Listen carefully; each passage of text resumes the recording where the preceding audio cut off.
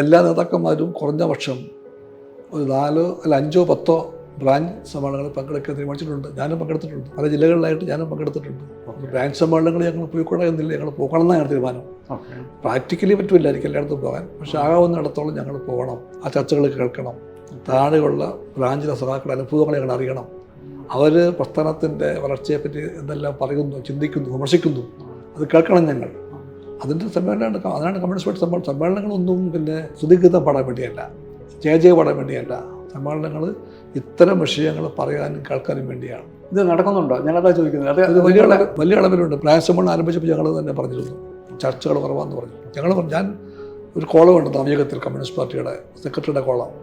അതിൻ്റെ പേര് ബ്രാഞ്ച് സെക്രട്ടറിമാർക്കുള്ള കത്തെന്നാണ്. ആ കത്തിൽ ബ്രാഞ്ച് സമ്മേളനത്തിൻ്റെ ആരംഭത്തിൽ ഞാൻ എഴുതി, സമ്മേളനങ്ങൾ ആരംഭിച്ചു, കുറേ നടന്നുകൊണ്ടിരിക്കുകയാണ്, പക്ഷേ കിട്ടിയ റിപ്പോർട്ട് പ്രകാരം രാഷ്ട്രീയ ചർച്ച കുറവാണ് എന്ന് ഞാൻ ഓപ്പണായിട്ട് എഴുതി. രാഷ്ട്രീയ ചർച്ച കുറവെന്നൊരു കമ്മ്യൂണിസ്റ്റ് പാർട്ടി കൂടെ ഞാൻ പറഞ്ഞു. അതിൻ്റെ കാരണം ആ സഖാക്കളല്ല, രാഷ്ട്രീയമായിട്ട് അവരെ പഠിപ്പിക്കാൻ ഉണ്ടായ ലീഡർഷിപ്പ് ഘടകങ്ങളുടെ പരാജയമാണെന്ന് ഞാൻ എഴുതി. അത് ഞാൻ പറഞ്ഞു, സ്വയംവിമർശനപരമായിട്ട് അത് ഏറ്റു പറയുന്നു. രാഷ്ട്രീയമായിട്ട് സഖാക്കളെ പഠിപ്പിക്കുന്ന കാര്യത്തിൽ ഞങ്ങൾക്ക് പറ്റിയ വീഴ്ചയാണ് അതിൻ്റെ കാരണമെന്ന് അറിഞ്ഞുകൊണ്ട് ഞാൻ പറഞ്ഞു.